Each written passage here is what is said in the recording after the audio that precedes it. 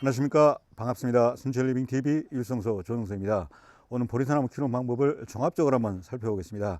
그러니까 나무 특성부터 시작해서 식재 방법, 수영 잡는 방법, 전자란 방법, 병충해 방제, 시비의 일위까지 전 과정을 한번 살펴보겠습니다.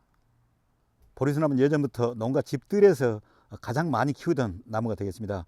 그만큼 우리 환경과 토양에 최적화된 그런 나무라 할 수 있겠는데요. 우리들이 아주 흔히 보다 보니까 그 가치나 소중함을 몰라서 그렇지 정원수로서는 최고라고 할 수 있겠습니다.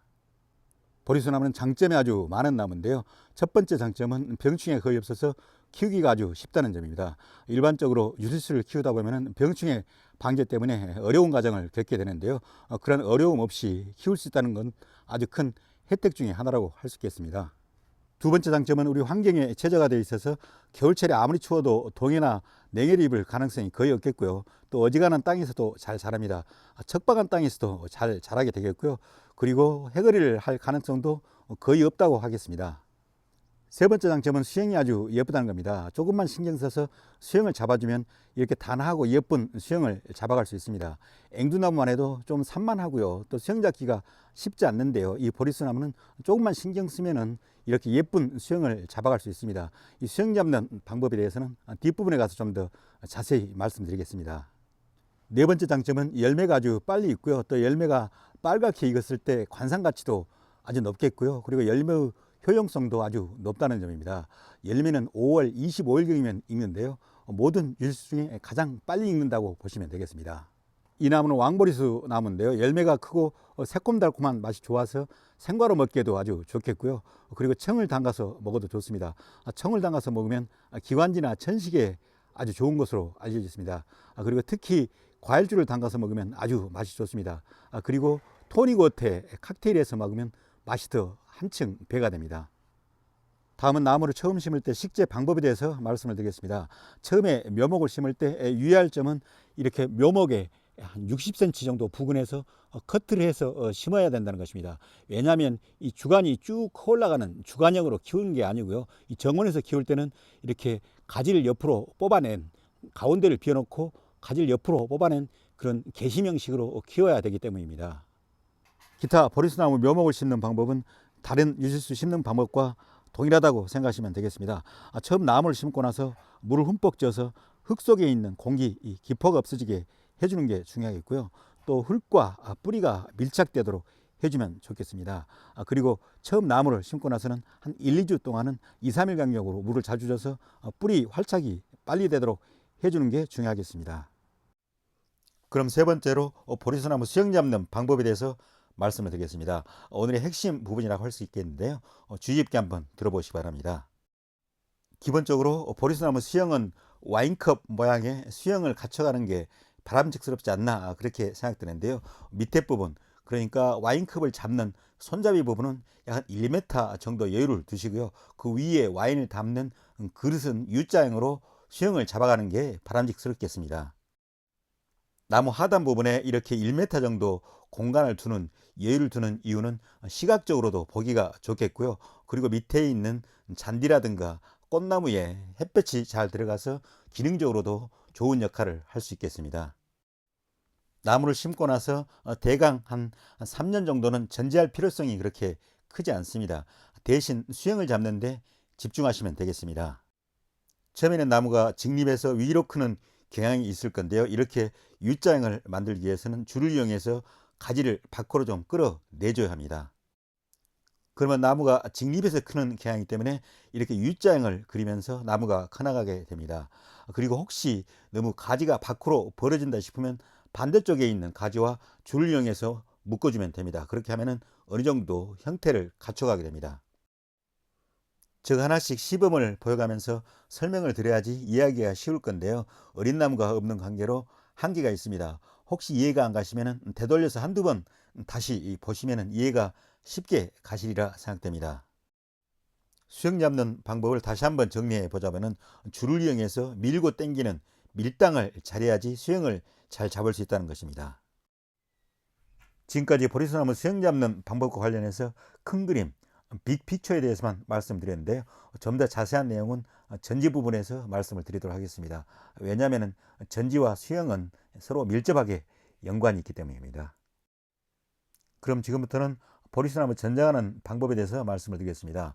앞에서도 말씀드렸다시피 보리수나무는 약 한 3년 정도는 전장의 필요성이 그렇게 크지 않습니다.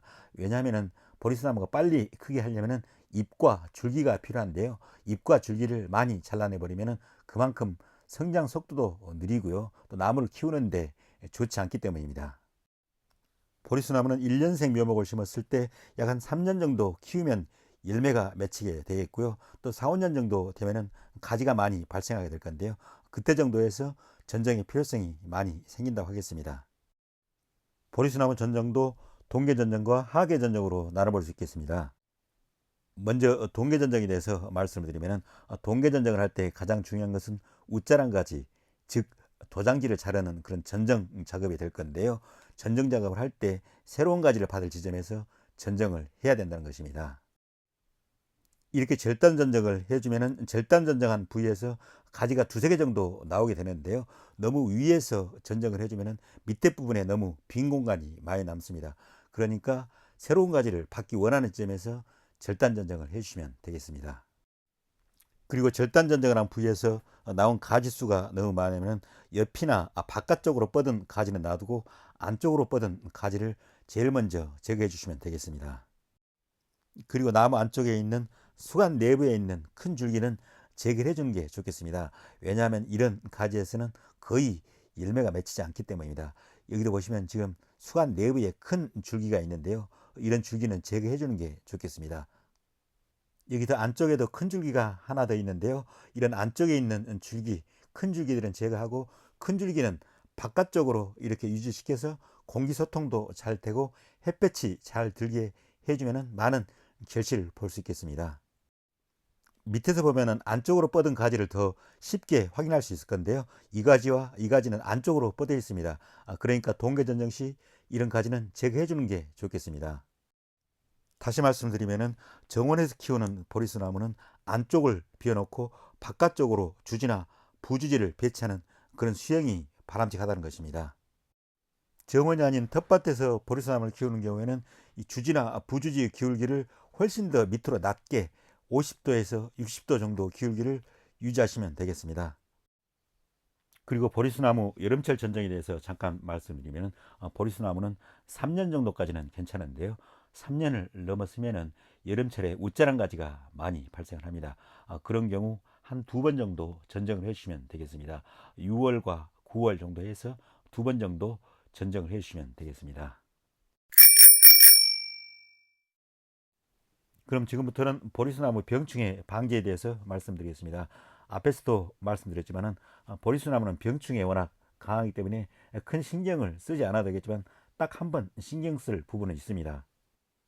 보리수나무에 새순이 나오고 꽃이 필 무렵 진딧물이 발생하기 쉬운데요. 이때쯤 해서 미리 진딧물 약을 살포를 해 주시든지 아니면 유심히 살펴보다가 진딧물이 발생하면 그때 가서 진딧물 약을 살포해 주셔도 되겠습니다.